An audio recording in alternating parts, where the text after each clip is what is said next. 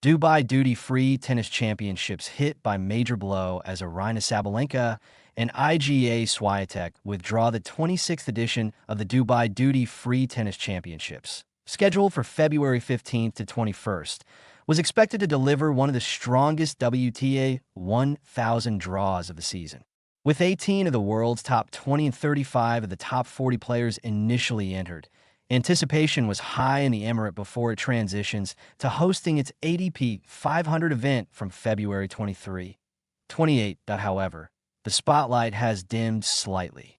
World number 1 Aryna Sabalenka and world number 2 Iga Swiatek have both withdrawn from the tournament, sending ripples across the tennis world and raising concerns about player fitness and scheduling pressures early in the 2026 season. Sabalenka pulls out. "I am not feeling 100%." Sabalenka, the reigning world number 1, confirmed her withdrawal in a heartfelt message to fans.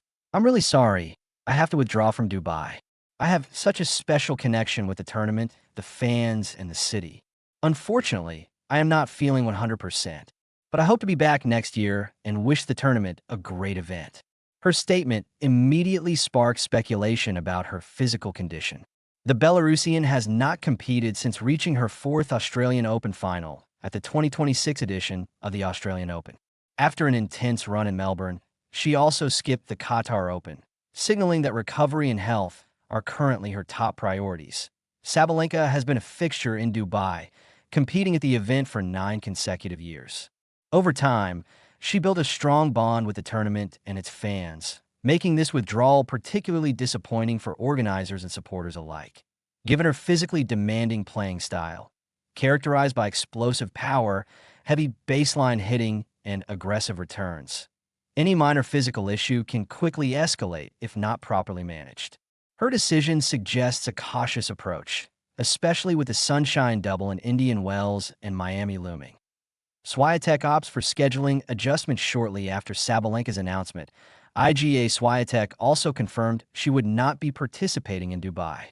Unlike Sabalenka, the Polish star cited a scheduling adjustment as the primary reason behind her decision. The Swiatek's withdrawal underscores a growing trend among elite players, prioritizing long-term season management over short-term ranking points. With the WTA calendar packed tightly at the start of the year, including back-to-back WTA 1000 events in the Middle East, top players are increasingly selective about where they compete. The world number 2 has historically structured her schedule carefully to peak at major tournaments.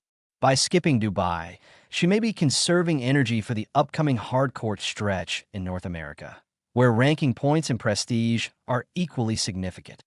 A pattern of strategic withdrawals, the simultaneous absence of the top 2 players highlights a broader conversation about the modern tennis calendar. The early season demands are intense. United Cup and warm-up tournaments, the Australian Open Middle East Swing, Doha, and Dubai, Indian Wells and Miami for players who make deep Grand Slam runs, recovery time becomes limited. Sabalenka's Melbourne campaign extended her season opener deep into January, while Swiatek also faced a heavy competitive load. This raises an important question. Are top players sending a subtle message about workload management?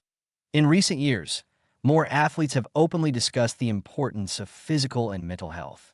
Strategic scheduling is no longer viewed as a sign of weakness, but as a necessity for longevity. Impact on the Dubai field. Despite the withdrawals, the Dubai duty-free tennis championships still boasts a formidable lineup. With 18 of the top 20 originally entered, the draw remains stacked. However, losing both the world number 1 and number 2 inevitably changes the tournament dynamic. The title race becomes more open. Lower-seeded contenders gain a clearer pathway. Rising stars have a golden opportunity to seize a marquee WTA 1000 crown. For fans, the absence of the Sabalenka-Swiatek rivalry is particularly disappointing. Their head-to-head battles have defined recent seasons, offering a compelling contrast in styles. Sabalenka's raw power versus Swiatek's tactical precision and movement. Long-term perspective. Smart or concerning? While initial reactions may label the withdrawals as concerning, the bigger picture suggests strategic foresight. For Sabalenka, recovery from a physically and emotionally demanding Grand Slam final.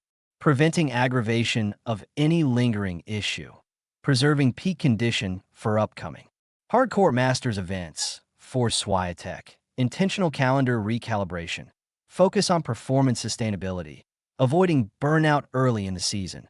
Modern tennis is a marathon, not a sprint. With 4 Grand Slams, multiple WTA 1000s, and year-end championships, elite players must balance ambition with preservation. What comes next? All eyes now turn to the upcoming North American hardcourt swing. If Sabalenka's condition improves and Swiatek's scheduling reset proves beneficial, fans could witness a refreshed and recharged rivalry in Indian Wells and Miami. For Dubai, the event remains prestigious and competitive. But the withdrawals of the top 2 seeds serve as a reminder. In today's tennis landscape, even the biggest tournaments must coexist with careful player management. One thing is certain. When Sabalenka and Swiatek return to action, expectations will be even higher. Their absence in Dubai may dim the spotlight temporarily, but it also builds anticipation for the next chapter of one of women's tennis's most compelling rivalries.